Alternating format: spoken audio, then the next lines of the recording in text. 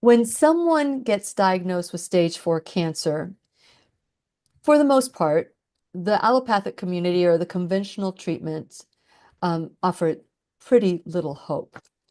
And if by chance you decide that you're going to do something different, it's called spontaneous, or maybe you should pray for a miracle. But if something like that happens, it's dismissed. It's dismissed as a miracle. But what is the miracle? How did the miracle happen? And so today in the classroom, we get to speak with health holistic cancer coach, Karla Mans Giroux. She is also a metastatic breast cancer survivor and thriver, and she's also passionate about exploring the powerful factors of being in radical remission. What does that mean? We're going to find out today. So get your paper and pens out because we're going to take lots of notes and let's learn together. And when you need a friend, you can count on me. I'll be right here waiting for you. Hi, my name is Lillian McDermott, and I am a certified life coach, a certified holistic cancer coach, and the host of the Lillian McDermott radio show. If this is the first time that you're in the classroom, please know I've been waiting for you. This is a safe place where you can go when you need a friend. It is my commitment to provide natural ways to heal, and it is my mission to make awareness, responsibility, and truth a part of our everyday life. And I hope you, my listening and viewing friend, will feel empowered to embrace a new truth and live the life of your dreams. Well, as I mentioned before, you pray for hope, you pray for a miracle, and when it happens, it's almost a fluke. But is it a fluke? Is there anything that people who go into spontaneous remission versus radical remission, do they have anything in common? Well, fortunately for us, there was a doctor named Kelly Turner who did the research, and we don't have to guess anymore. And so it is our sole purpose in life to give and receive love and knowledge. I am grateful that Karla Mans Giroux is here to do just that. Welcome to the classroom. Hi, Lillian. Thank you so much. It's a pleasure to be here. Yes, I am glad that you are because this is a topic that we need to explore and dive deep. There's so many different things that happen in medicine, whether it's holistic, functional, integrative, that are considered miracles, flukes, spontaneous. We don't know why, but it seems like no one really looks at that. So let's talk a little bit about your background and what Sure. led you to this passion that you have today. Yeah, I'd love to. So, it started with my own cancer diagnosis and an early stage breast cancer diagnosis, then a metastatic breast cancer diagnosis. And then I found the book Radical Remission by Dr. Kelly Turner. And she did the research to uncover what people were doing to overcome a dire prognosis. So she found a story while she was doing oncology social work about someone who had really overcome the odds and had what the medical community calls a spontaneous remission. And then as she started digging in, she found more of these cases and she wondered why wasn't anybody finding out what these people were doing? So it sparked her interest in doing the research. And she went on a 10-month, 10-country trip to interview not only survivors, but healers, practitioners that were helping people to find remission. And she decided to call those that people refer to as spontaneous remissions radical remissions because there wasn't anything spontaneous about it. People were working hard to achieve that remission, to overcome those odds and those dire prognoses they were given. So, in that research, in those conversations and surveys and interviews that she did, there were 75 healing factors that came up. 10 of them were common among every single one of those survivor thrivers. So those became the basis for her book. Initially, it was actually 9 healing factors in radical remission. And later she went back to look at why didn't exercise come up, because it's so important to preventing or recovering from cancer, etc. And in fact, it was something people were doing, but not in the typical sense, not in the traditional sense of I'm running my marathons, I'm working out in the gym, I'm doing, all these things. Because people that she talked to were typically sent home on hospice care, and they weren't well enough to do exercise in the traditional sense. So she reviewed all of her research and realized they were moving their bodies as much as they could when they could. And so when she wrote Radical Hope, she did that update, added the 10th factor of exercise and movement. That's wonderful. And when I learned about radical remission, I just thought, wow, I'm grateful that someone has actually dove into the science, dove into the characteristics, attributes of people. Because, and this is not against chemotherapy and radiation or anything like that, because we have to do what we have to do. However, when people hear about something like that, it's dismissed, and I don't think we can dismiss a miracle because a miracle is wonderful. However, a miracle happens, but also other things happen along with it. So I would love to talk about some of these things that are common that you've discussed. Now with you, you had these different diagnoses. Were you able to see that so many things that you were doing may have been focused on body as opposed to mindset or healing past traumas or anything like that? Can you share a little bit about your story, how you went through your journey? And Mhm. if do you mind, if you don't mind, how you Not at went through all. your journey and what changed for you? Yeah. Well, initially, when I was diagnosed with breast cancer, it was 2003. I was only 37 years old. I had a 2-year-old and a 5-year-old, and I didn't know any better. I didn't know there were any options. So I did do the conventional route. And, as you said, not against conventional at all. I utilize conventional. I also, the Radical Remission Project is not against conventional medicine. It's just that we're looking at how did these people overcome? So for me, back in 2003, the Radical Remission book wasn't out yet. It wasn't available. The internet was, barely available. And so I took a pretty conventional approach to my treatment. So it was a very physical, approach to getting through it. And I thought I had a fairly healthy lifestyle, but I didn't really know what that meant because it does include the mind and the spirit as well. And so I got through that initial diagnosis. I did a mastectomy, chemo, radiation, and got through it relatively okay.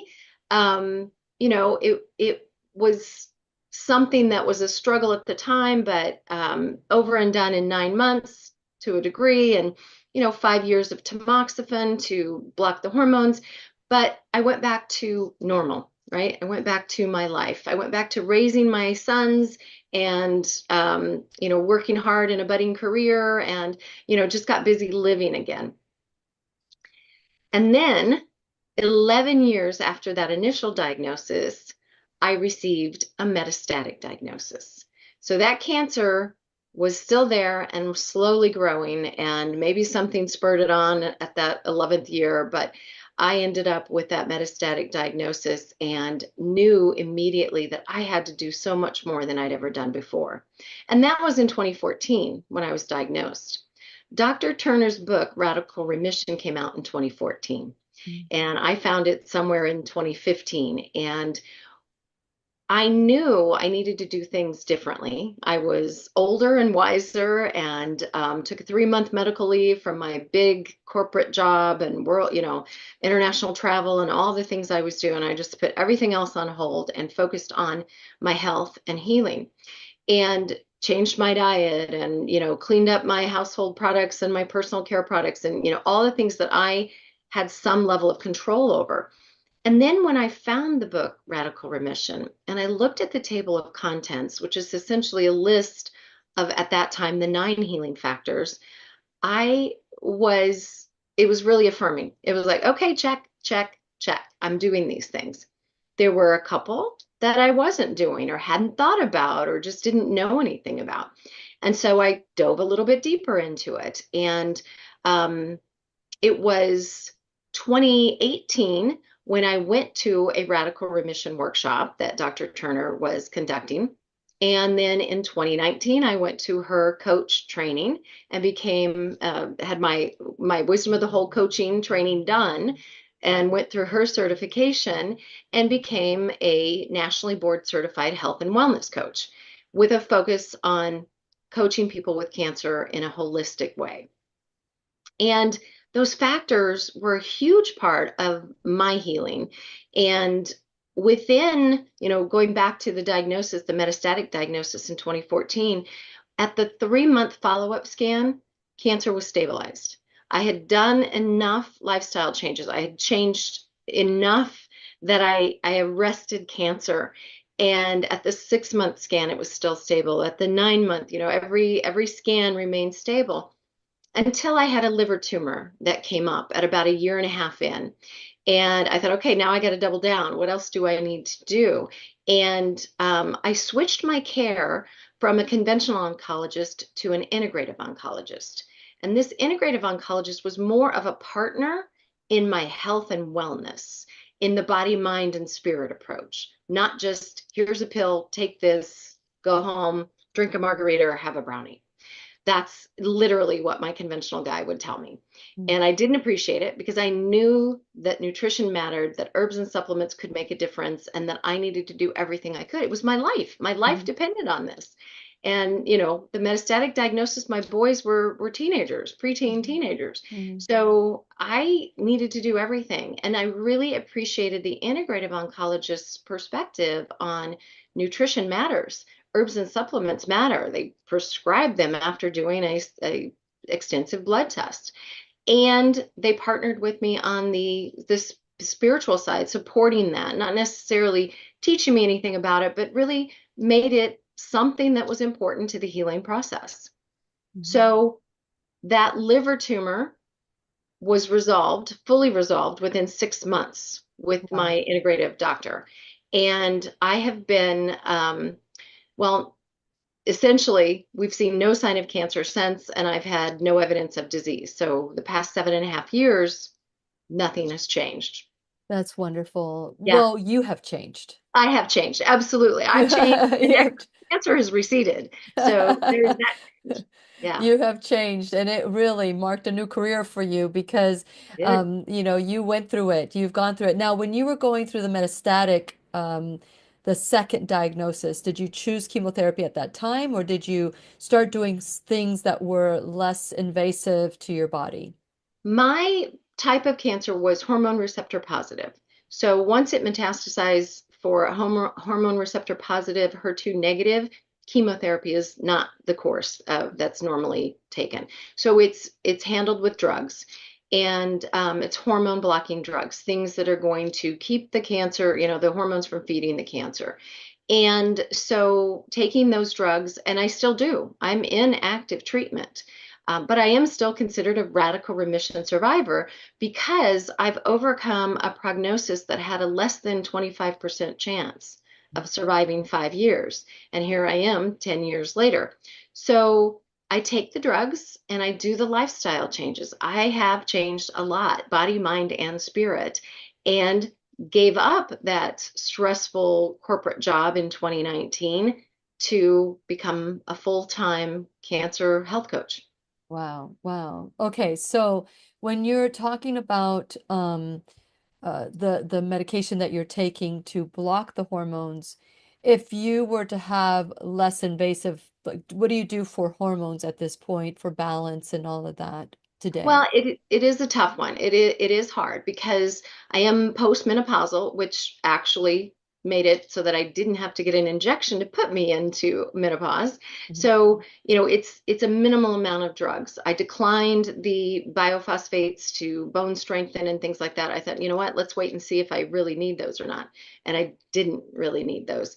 So while I am taking the drugs, if I wanted to take a fully alternative approach, it would be, you know, lifestyle changes alone and, Mhm. other modalities, right? There's so many different things that we can do when we look at those complementary and alternative Yeah. approaches to cancer.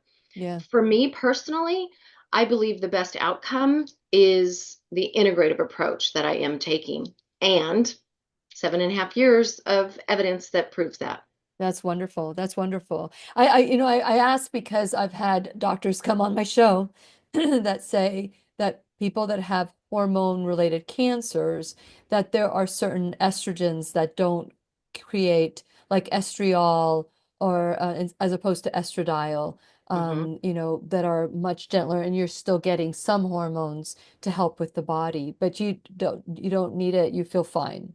So I do have some, let's call them menopause symptoms, right? Things aren't as they used to be when I was younger and had estrogen flowing appropriately, thinning hair, dry, those kinds of things.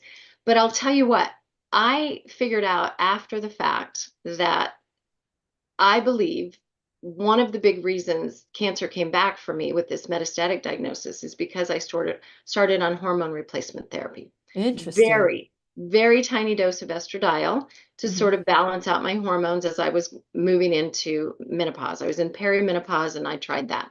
Mm. About about 9 months to a year later, I had a metastatic diagnosis. Wow. And then that liver tumor that came up a year and a half in, it was 4 months after I tried a vaginal estradiol or estrogen to give me more comfort, more, Yeah, yeah. Well, alleviate the dryness. yeah, And 4 months later, I had a liver tumor. So I took that estradiol ring out and I said, okay, I must be super sensitive to these yeah, hormones. I'm yeah. not risking it and doing that again. No, no, estradiol, and that's the one that they say that's the culprit is estradiol. So they put me on estriol. So I'm Mm, on estriol, which is very, very weak, but at least it just has a little bit of oomph.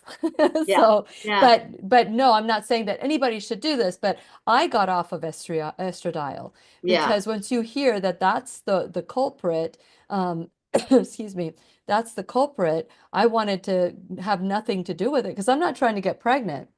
Right, right. So you don't need, yeah, to go through those measures. You just want to keep, your youthful vigor and your libido and all those good things, right? Yeah, Same. in a gentler way. So, Right. time will tell with this one because, we just don't know. So, what are some of the common factors that we can discuss today? Because one of my theories, and I know that this is not mine only, is that when I interviewed Dr. Bruce Lipton, I've interviewed him like 3 or 4 times. He was the one that taught me the importance of that spirit body, mind body connection, Hmm. and so how important it is to that we're not our DNA, so to speak. We have a DNA, but Hmm. we don't. It doesn't have to control us. We can actually do the controlling of our DNA by the way we live, eat, drink, sleep, whatever it is that is part of our lifestyle. And so my theory is we spend, if their DNA is 5%, if our DNA is attributing to disease 5%, let's say, versus our lifestyle, which is 95%. That's the statistics that I have. It could be different for other people. And some people say it's even more of the instead of 95% is 98%, that the majority of it is lifestyle and mindset and spirituality and traumas and all of that.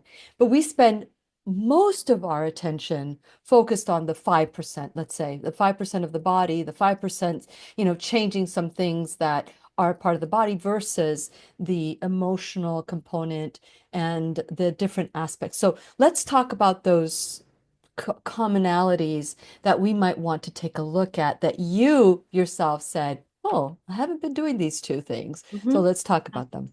Yeah, absolutely. And epigenetics is huge, and it's definitely puts the control back in our hands Yes. so that we can make lifestyle choices that can contribute to overcoming a dire prognosis. So, the 10 healing factors, there are three physical, the other seven are emotional and spiritual. And the ones that I didn't really try or know much about was releasing suppressed emotions. And this is about the negative emotions, the stress in our lives, things that we might have repressed or suppressed, traumas that we've had, etc. And I will say that in my childhood, in my life, have only had little t traumas, not big T traumas. And I do like to tell people that if you had a childhood, you had trauma, right? Because as children, we don't know how to handle things. We don't know how to deal with adult things, the things we hear, the things we see. Even just the bullying on the playground is trauma for us. So we all have a little something that we should be looking into. But a lot of people ask, like, well, how do I know if I've suppressed something? Well, your life will probably tell you if there was something, right? If there's abuse, neglect, things like that in your past, in your family, then obviously you need to be looking at whether there's trauma that you need to work through, and that you need a licensed therapist to help you with. So always recommend that to people too. No matter what, everybody on the planet should have a therapist, but especially if you've gotten a diagnosis. So for me, it was more about just looking at how was I not being authentic? How was I not speaking my truth? How was I not getting what I needed from life? And clues for me were when I would clench my jaw or scrunch my fist, like I know I'm holding something back. And if I'm holding back, what's that doing? Where's it putting it? Right? If I'm not expressing what I need to express, if I'm not using my voice or getting what I need, in a obviously um, a kind way, right? But then I maybe am not being authentic and need to do some work on that. So a big piece of my healing was working with my therapist to believe that I was enough, right? I used to look for external validation to get approval, to feel that I was enough, that I deserved this, right? I needed external validation from other people, from the work I did, etc. And so I really dug in deep to figure out how could I love myself and feel like I am enough just the way I am. And it's a continual process. I won't say I'm done, but I'm in a much better place than I was, and handling things a lot better and using therapy and other modalities to really help me to process my emotions. So what Dr. Turner learned from all of the radical remission survivors was that releasing suppressed emotions starts with first feeling all of your emotions, noticing and naming those emotions, and then feeling them fully and letting them go. Don't hang on to them. Don't stuff them. Don't push them away. And when you're faced with a cancer diagnosis and fear shows up, that's a big one that we want to push away. We don't want the fear to take over our life, or the fear does take over our life and we just can't think about anything other than fear, and it immobilizes us. What I like to do with my clients is have them have a dialogue with fear. I invite them to ask fear to sit down and have a cup of tea with them and have a conversation. Mhm. And we do it together. Or if they're more comfortable, they can do it on their own. Yeah. It can also be done by writing, right? You write to your fear writes back to you. Mm-hmm. And it's really processing that fear and getting a handle on why it's showing up, because all of our emotions are just messengers. Yes. There aren't good or bad emotions. There are just emotions. Mm-hmm. Some of them are low vibration emotions that we might want to minimize the amount of time we spend in low vibration. But if we accept that fear is here to tell us something, it's a messenger, ask it. What is it you need me to know? What are you Mm-hmm. trying to tell me? And then reassure fear in the case of a cancer diagnosis. I've got this. I found the best doctor. I've changed my lifestyle. I'm doing X, Y, and Z. I've Mhm. got this modality and that going on. And you don't have to worry, fear. Me and my higher power and all of these lifestyle changes I'm making have got this. So Yeah. go right. Yeah, there is a a song that and I when I coach people, I have a small group that I coach, and we wrote a Dear John letter to fear. Mm-hmm. And Nice. it's it was a love letter to fear of that we don't need you anymore. And so we were breaking up with fear. And Yeah. so it's so empowering to know, okay, this is the fear I have. Okay, Mm-hmm. let's name it. Let's figure out why. Is it Mm-hmm. true? Is it not true?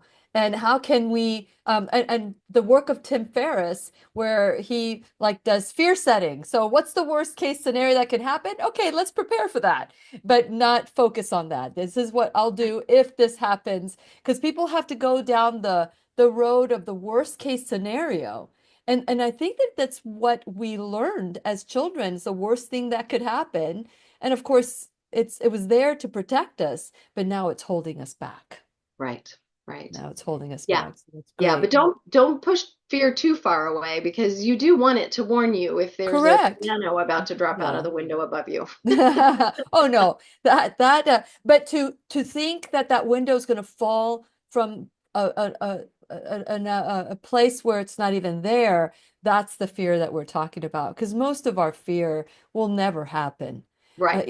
Most of the fear is in our head, and It's and I e- irrational. Hmm. exactly that's the type that I'm talking about. But yeah, being aware that something can fall on your head, when you are underneath a construction site, yes, that is Exactly. healthy fear. Yes, That's a exactly. yes. So okay, so great. Releasing, and that's number one, the releasing the and suppressed emotions. Hmm. What about beating a pillow, or did you guys do that as well? Oh, absolutely. There's so many different ways that you can release that. And whether it's screaming into a pillow, beating the bed. When I got my metastatic diagnosis, bought a Bozo the Clown punching bag. It was one of those punching bags that had sand in the bottom of it, so it would just bounce back up. And I would take out my frustration and anger and fear on Bozo. And whatever way works best for you, whatever works in your life, whatever you can come up with that's a good solution for how do I let this go when I need to. A lot of people journal, right? They journal their feelings or they write letters back and forth between fear or their cancer or whatever body part is ailing them. And there's so many different ways to release fear. And that's what we teach people in the workshop when we take them through these 10 healing factors in a radical remission workshop. It's teaching them about it, giving them resources, helping them to develop their own game plan for how can they implement this into their lives. And in small group workshops, it's really great to get ideas from other people, hear what other people are doing, how they're handling it, what resources are available. So, you can do ecstatic dance, you can listen to music, you can play music, you can bang on drums, whatever you need to do to get that pent up emotion out. And it's about managing stress too. So, what are you doing in your life to manage stress so that it does not get stuck in the body, so that you know you have an outlet for it and that you can be more peaceful and grounded throughout the day? Yeah, that's the problem. Most people aren't aware that there's anything. We've become really good at just ignoring it. So how do you bring it up? If somebody is working really hard to ignoring or noticing it or even acknowledging that there is fear, how do you get them to say, yeah, this is what's really happening? Yeah, it's really about asking them to start noticing their emotions Mm. and naming them because we don't even sometimes can't even name the emotion that we're feeling, right? There's the big ones. Everybody knows anger and fear and Yeah. joy and love, but sometimes we can't nail it that it's melancholy or that it's, whatever. So getting people to set the intention that they want to notice their emotions and and then process them appropriately is really important. And maybe it's just take note of your emotions throughout the day, Mhm. or do a review at the end of the night. At the end of your day, go back through what happened today and where did something come up for you that you need to now think about and process. Yeah, yeah. We've just been told that emotions are bad, that you're not supposed to look at them, and you just put them in a little cubby hole, and that they're okay there. But in fact, it implodes our body.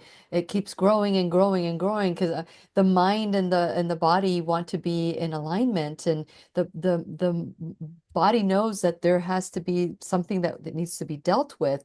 But the brain says, no, I don't want to have pain. So the Yeah, body sends something that's painful. Now you're dealing with the hurt back or the twisted ankle or whatever because we know we have to deal with something painful. However, that's not the right pain that we need to deal with. It's right. something different. And so I'm just going to take a little break here and talk about the classroom, and then we're going to continue with these key factors. And so I just want to encourage you to go to whenyouneedafriend.com. This is where we take ownership for our life, 100% responsibility. My registered service mark is you can take a pill, you can take responsibility. It's not that I'm against the pill, but short term, it might save your life, but long term, it might not. So changing these things and taking ownership, just like what we're talking about today, being mindful of how you feel, something as simple as that that could change your life. And so this is what we discuss here. So go to whenyouneedafriend.com.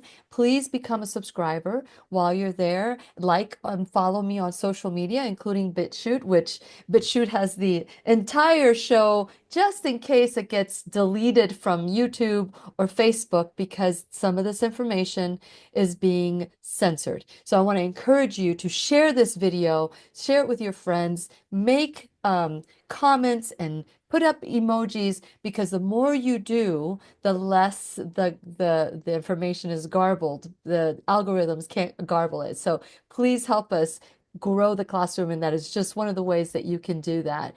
Please support my sponsors. Support them the way that they're supporting the classroom. And pretty soon we're going to be doing an event called the I Am the Solution Natural Health Summit for cancer and autoimmune disease. And so I want you to stay tuned. It's April 5th, Saturday, April 5th in Brevard County. So I just want you to, planting some seeds here that, maybe this is something that you can learn different truths. So also you can go to my Shop Now bag, check out all the Lilly approved products from head to toe, natural. Some of them are affiliates that will help grow the classroom. Some of them are not. They're just there because I really love the product, and I want you to know that these are just amazing products that you can look into. And last but not least, you can become an enrolled student in the classroom. So whether it's $1, $1,000 a month, a one-time donation, whatever the case might be, whether it's your time, your talent, your treasure, anything that you can do that will help the classroom, we really are truly grateful for. And by the way, gratitude is so important in life. And one of the things that can change your life is just being grateful for even the bad things, the good, the bad, and the ugly. Being grateful. If you can do that, that's a game changer right there. Also, I want to say thank you for Karla. You can find Karla at healthnavs.com, which is short for the healthnavigators.com, or the Health Navigators is the name of her group. And but Health Navs is their website, healthnavs.com. So I really appreciate you being on today and sharing some of these key factors. Anything else that you would like to, let's continue on with the key factors, or if people go to your website, what will they see? Yeah, if they go to healthnavs.com, they will see that they can get one-on-one coaching with me or my partner, Liz Curran. We do the Radical Remission workshops and other events for people that have already been through a workshop. They can come to a free game planning event to sort of refresh or reset on the factors, and some other Radical Remission focused events. And then we have a Thriver community as well. So people who are looking to approach their cancer diagnosis or other serious diagnosis in a holistic way. So like-minded people that believe lifestyle changes do make a big difference. So we offer that as well. And if you want all 10 of the healing factors, radicalremission.com is a great place to go and look at what Dr. Turner and Liz and I, we are partners in our private practice, Health Navigators. We're also the co-directors of the Radical Remission Project. Mm-hmm. And we are co-hosts of the Radical Remission podcast. Mm-hmm. So if you go to radicalremission.com, you'll find the books, you'll find the docu-series, you'll find coaches. Other than Liz and I, there's about 150 of us around the world that are coaching people on the Radical Remission factors. Mm-hmm. And you'll find the events and I think that's everything. Everything we've got going on is there, Wonderful. and really encourage you to take a look at that. And if you haven't read either book yet, you might start with Radical Hope. It's the newer book. It's updated. It's got all 10 healing factors in it, new stories, new research, etc. So when Dr. Turner did this research and found these common factors, it was just what she uncovered. But she went on in the book to give you independent research studies that support why this is a healing factor and how it affects your immune system. And all 10 of these factors do impact your immune system in a positive way to help you get your body back into its own healing process. I love that. I love that. So let's quickly go through them so that people know as you're planting seeds that these are some of the things that they need to look at. What's the next Yeah, factor? so I'll say too, there are no order of importance on these. So we don't know yet which, if any, of these factors are more important than the other. We just know everybody that overcame a dire prognosis did all 10 of these things. So we talked about releasing suppressed emotions. There's also increasing your positive emotions. So you mentioned gratitude a while ago. Gratitude is a great way to increase your positive emotions, but feeling love and joy and doing more of those things. So when you're in the midst of a health crisis with a cancer diagnosis, etc., remember one of the healing factors is to live your life and experience love and joy. So don't put all of that aside. Make sure you're having some fun. There's also the 3 physical factors are radically changing your diet. So it's not one single diet was found in the research. Lots of people did a lot of different things. So you got to figure it out for yourself, which is kind of the good news and the bad news, because we'd all like that silver bullet diet. Just tell me what to eat. But you need to figure that out. What's right for you? What's right for your body? But what the radical remission survivors did was either greatly reduce or sometimes eliminate meat, wheat, sweets, and dairy. So looking at that, what's right for you? Exercise, as I mentioned before, came up later, but it's really important to move your body as much as you can when you can. Herbs and supplements is another one. So taking herbs and supplements is the one factor that really needs to be done under the guidance of a licensed practitioner. Someone that can really help you, that can do testing or assessments to help you figure out what does your body need, because it's also very bio-individual. And then we have empowerment, taking control of your health, being empowered, being your own advocate, doing your research, asking questions, making the decisions, treating all of your doctors, practitioners, and healers as if they were the experts they are in their field, but not as the expert on you. You need to make your own decision for what's right for you. Then there's intuition. If we follow our intuition, it gives us a lot of clues as to what our soul needs. So intuition to me is the voice within me that's connected directly to the divine, the source, spirit, God, whatever you want to call it, the universe. This isn't about religion. Intuition is about tapping into that voice and that higher power and listening to that voice to understand what is right for you. What do you need to do? And that can really help you in making all of your decisions. And coupled with that is spirituality. Deepening your spirituality was another one of the healing factors. And when we are in touch with our spirituality, whether it's religious for you or non-religious for you, some people can be religious without being spiritual and vice versa, and some of us have both. But tapping into what brings you faith, what brings you peace, what helps you to feel like you are a part of something bigger. That's where the spiritual piece comes in and can be really important in your healing journey. And then we have, let's see, what have I forgotten? Social support.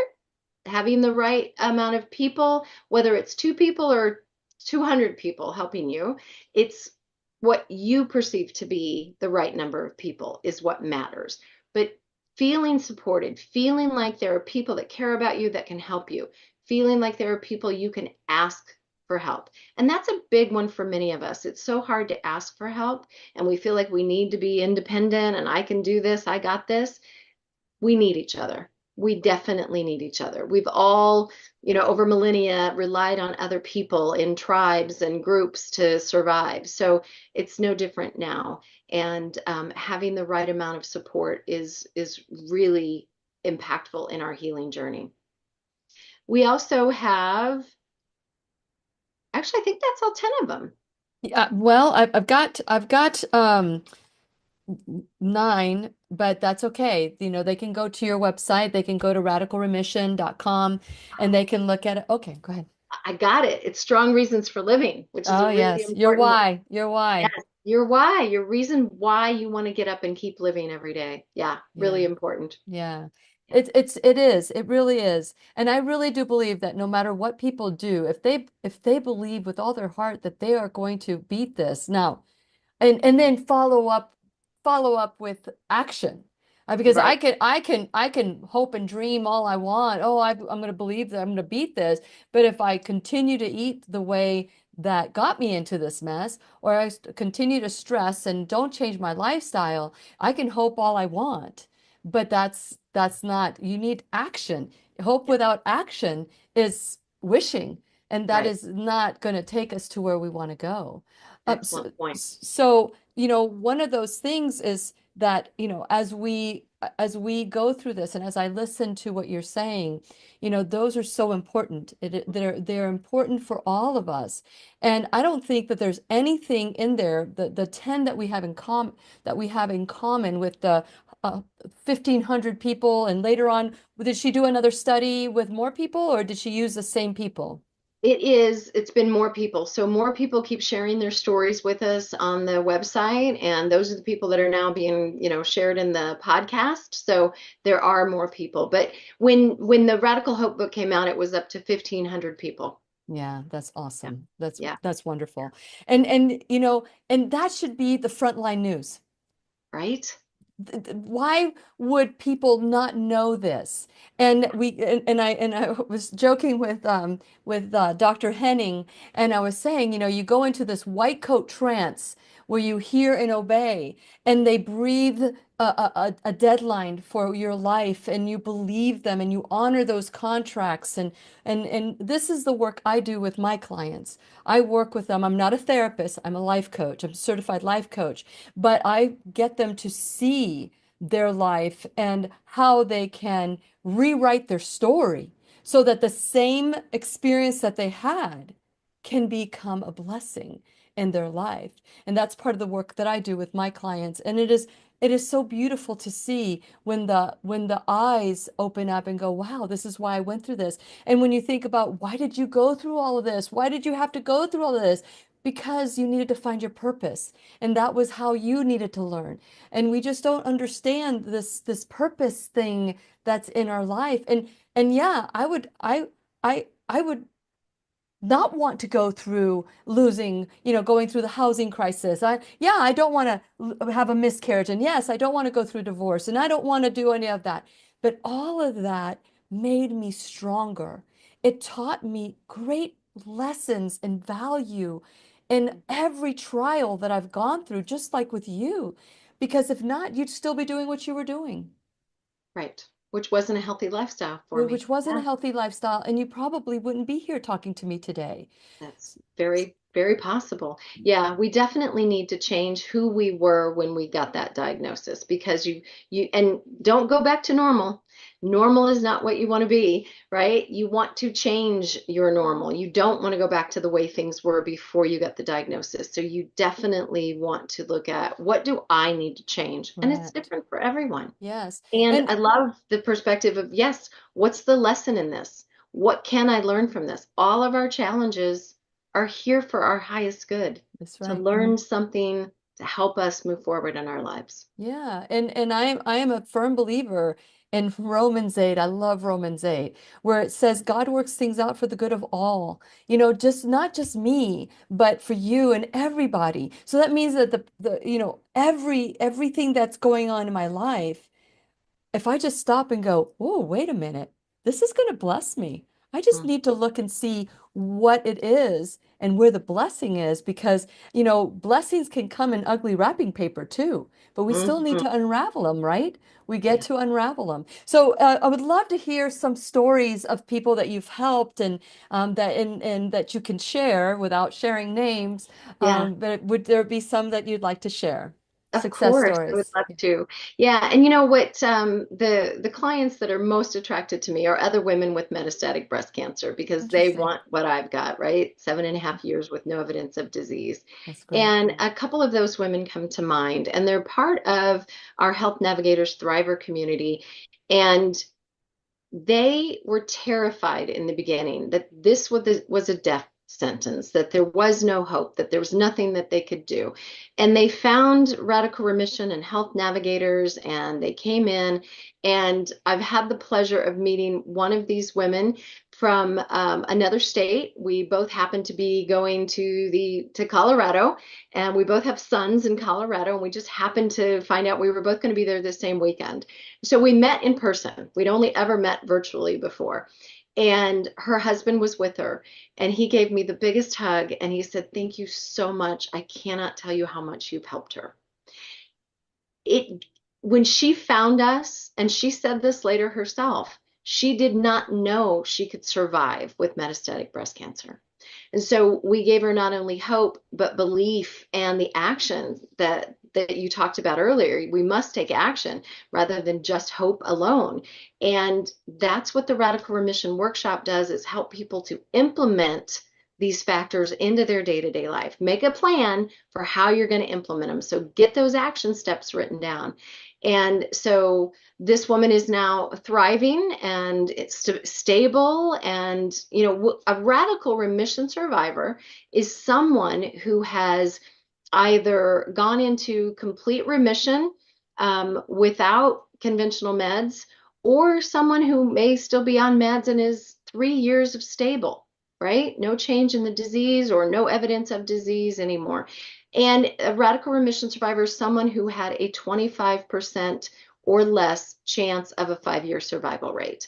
So metastatic breast cancer for a lot of women gets listed as terminal. You've only got so many months to live.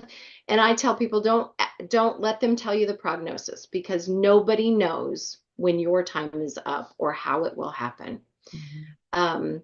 Yeah, we have a lot of wonderful people that have come through our community, but also that I've coached, and folks that have maybe an early stage diagnosis who found a lot of comfort in implementing these lifestyle factors, and then moving forward and putting cancer in the rearview mirror and not having to continue to think about it. So those of us with the metastatic stage 4, it's something we're living with. And so we stay, these are the people that stay around and really want to continue that conversation and continue that healing process.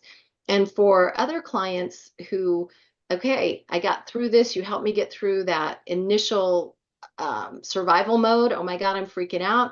Or maybe they came when I can think of one woman who came after treatment was over. She went ahead and went through chemo and radiation, and then came for coaching because she really wanted to make sure, after doctors said, "You're done, go home, live your life," she was Mhm. terrified. So she wanted to know what she could do, how she could have an impact on her outcome.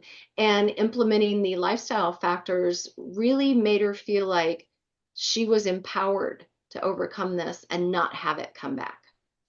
That's wonderful. That's wonderful. And we obey these contracts. When a doctor breathes, a death sentence on you, I always say, don't look at it as the truth. Look at it as that's the best they could do. Because we have the power. We have the power within us. Yes, And you need to and believe and that. when you talk about, don't go to normal, don't go to normal, we got to rewrite what normal is. Exactly. Because that normal was not normal for us. That normal got us into trouble. And so rewriting that normal and coming up with a new normal, that's what I'm hearing you talk about. That's what I'm hearing you Absolutely. say. And Absolutely. it reminds me of Dr. Bruce Lipton, his mentor. And you know who Dr. Bruce Lipton is, right? He's the father of epigenetics. That's what I call him. And he was laughed off stage when he was presenting Wow. his new Yep. findings. He told me that tomatoes hit him. I mean, the people were hitting him with notebooks because of what he was saying, that it wasn't our DNA. It was what we were thinking and how we were living our lifestyle and all these things. And they laughed him off. It took him a long time to get back into good graces. But he was teaching doctors that you are your DNA. And then when he realized that it wasn't that way and he started looking at it, he was telling me, this was the first time I met him, that he had a mentor, and this mentor was an amazing, amazing person.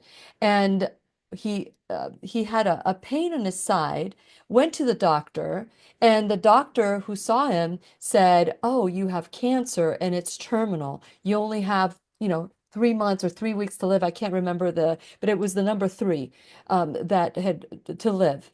Hmm. And like a good little soldier, he lasted that long.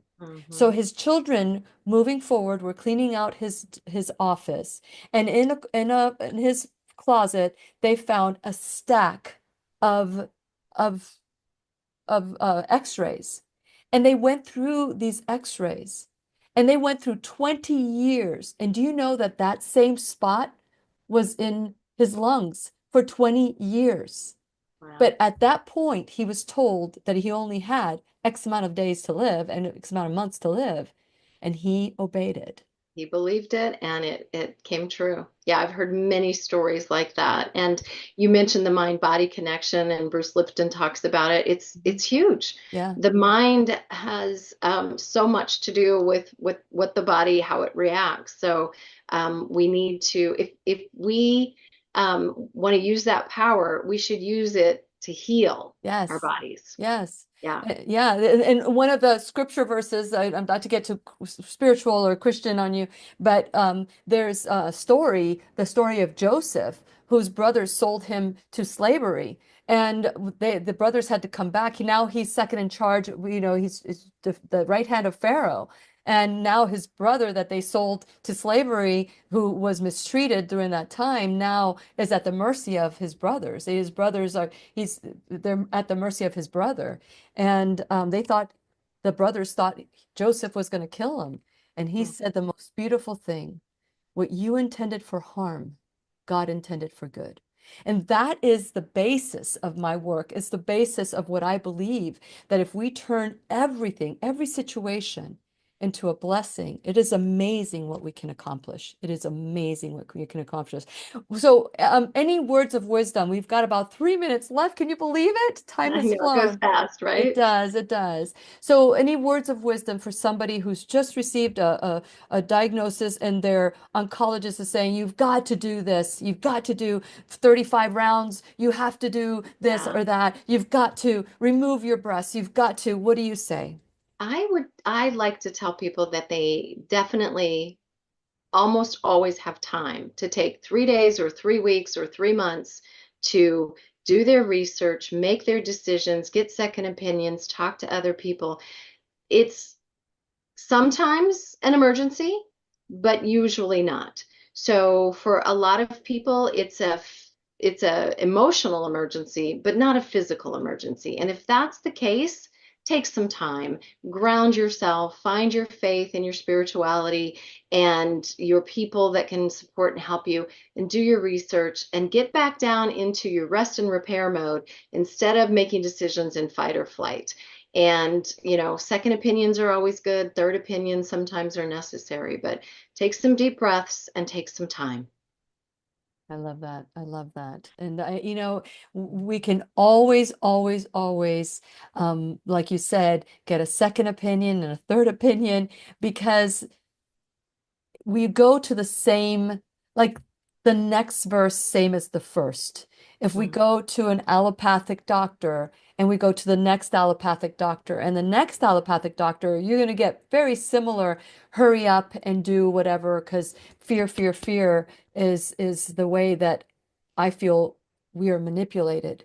Yeah, And and those doctors are all standard of care. They're going to Mhm. follow the standard of care. And Yeah, they do have some liability and their hands are tied. They're experts in what they know. They're not experts in everything. So correct. yes, go find an integrative doctor. Go find someone else that can help you that's outside that allopathic world. Yeah, Yeah. yeah. Just be curious to what else is out there because unfortunately, we're misinformed. We're only given this much of this much that we could learn. And so that's why I'm so grateful for the work that you're doing, that you're out there and you're sharing information that is hopeful and that it's real and that it's founded in science as well. So I love the fact that Dr. Turner did this as well for all of us so that Yeah. we don't have to hear and obey.